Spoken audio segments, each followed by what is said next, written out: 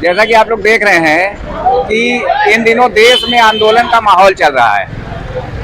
शंकराचार्य मुद्दा, यूजीसी मुद्दा, अब उसके बाद ये बैंक मुद्दा। तो इसके पहले भी जब मनमोहन सरकार गिरी थी तो इसी तरह के मुद्दे जो है तो छाए हुए थे।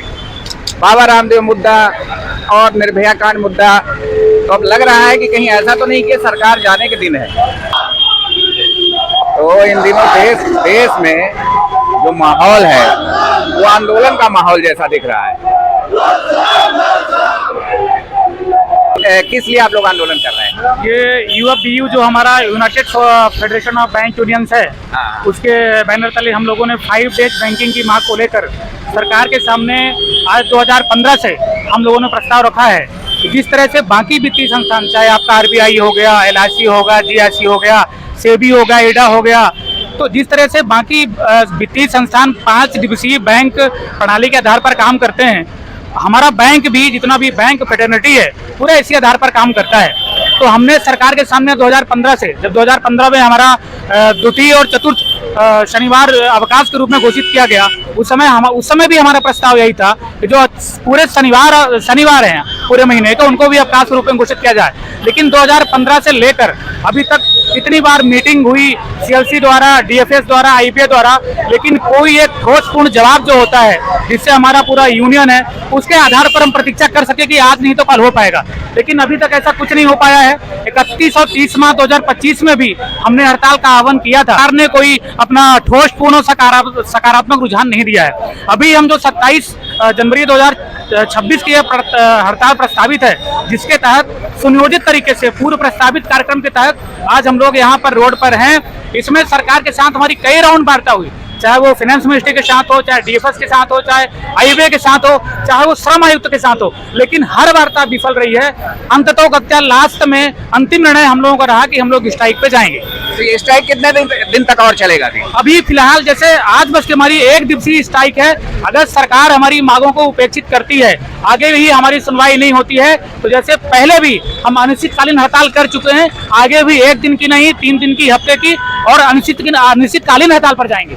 कुल मिलाकर आप लोग चाहते हैं कि चारों शनिवार को भी आपको छुट्टी चाहिए? जितने शनिवार हैं हमारे बैंकिंग कार्यविधि, जो महीने भर की कार्यविधि है, जितने शनिवार पड़ते हैं सारे अवकाश घोषित होने चाहिए। इकलौता वित्तीय संस्थान केवल बैंकिंग नहीं है जिसके लिए हम डिमांड कर रहे हैं, और पहली डिमांड कर रहे हैं। भारतीय रिजर्व बैंक आप देखिए, जब से उसकी स्थापना और पुनर्स्थापना हुई है, तो सरकार के बहुत सारे उपक्रम है वित्तीय संस्थान में, उनमें ऑलरेडी 5 डेज बैंकिंग लागू है। हम उसी तारतम्य में चाह रहे हैं कि हम भी उन्हीं में से एक हैं, हम भी आर्थिक देश की प्रगति में उतना ही योगदान कर रहे हैं। पोस्ट ऑफिस में भी लागू है क्या ये सारे पोस्ट ऑफिस में भी लागू नहीं है। अच्छा, आप लोग चाह रहे हैं कि बैंक में लागू हो जाए, क्योंकि बाकी जगह पर लागू है, पर पोस्ट ऑफिस में अभी नहीं लागू। पर हम चाह रहे हैं कि 5 डेज बैंकिंग बैंकों में भी लागू हो। 5 डेज बैंकिंग काम से बचने के लिए अभी आप लोग ये भी शायद कह रहे थे कि हम 40 मिनट रोज ज्यादा काम करने को तैयार हैं अगर हमको ऐसा मिले। 30-31 मार्च की 2025 की जो हड़ताल कैंसिल हुई थी, उसमें डीएफएस और सरकार द्वारा ये एक ऑफर दिया गया था कि यदि हम 5 दिवसीय बैंकिंग करेंगे, उसके आधार पर आपकी जो बैंकिंग कार्य अवधि है उसको 40 दिन बढ़ाएंगे, जिसमें हम लोगों ने अपनी सहमति दर्ज कराई थी। उसके बाद ऐसा कोई मुद्दा, ऐसा कोई डिस्कशन बाकी नहीं रह गया जिसके तहत सरकार ये कह गए कि ये मुद्दा आपका लंबित रखने लायक है। जब भी हम डीएफएस या सरकार से बात करने जाते हैं तो उनका कहना है कि आपका मुद्दा विचाराधीन है। विचाराधीन मतलब कोई ऐसी डेडलाइन, हमको एक समय दे दिया जाए कि भाई 31 मार्च 2026 तक हम लागू कर देंगे, कि 25 फरवरी 2026 तक लागू कर देंगे।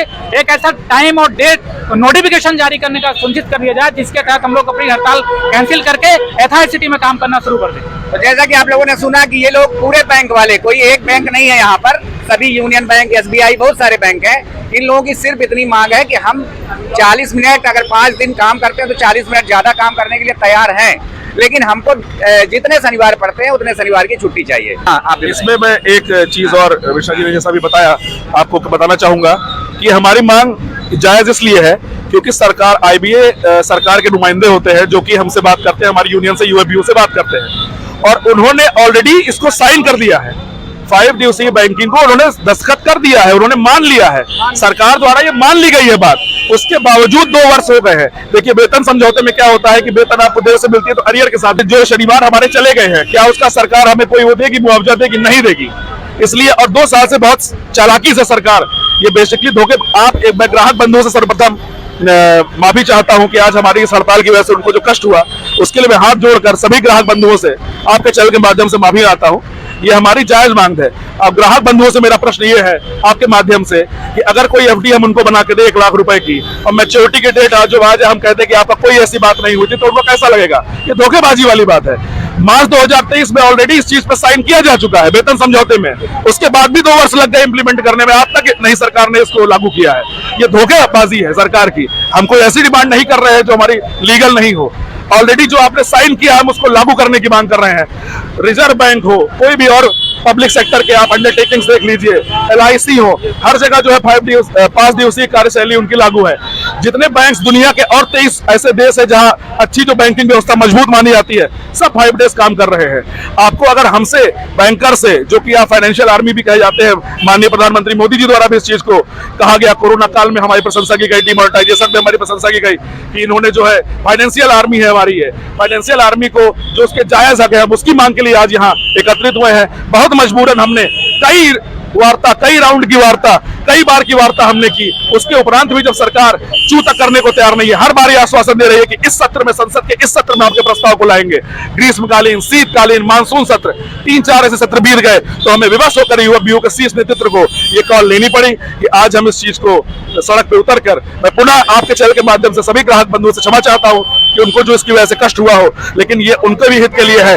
ये सरकार सिर्फ ये बैंक नहीं है, चाहे किसान आंदोलन रहा हो, चाहे फौज के साथ अग्निवीर वाली बातें रही हो, ये हर सेक्टर में जाके अपनी जो है मनमानी चला रही है, अपनी तानाशाही चला रही है। जो हमारे संवैधानिक अधिकार है, हम उसकी मांग के लिए आज यहाँ एकत्रित हुए हैं। आपके माध्यम से हम पूरे न्यूज को आपको धन्यवाद देना चाहता हूँ कि आज आप यहाँ उपस्थित हुए। बहुत बहुत धन्यवाद हमें कवर करने के लिए। चलिए, तो इन लोगों की मांगे हम अपने चैनल के थ्रू भी रख रहे हैं, और अब सरकार क्या करती है इस पर सरकार विचार करेगी।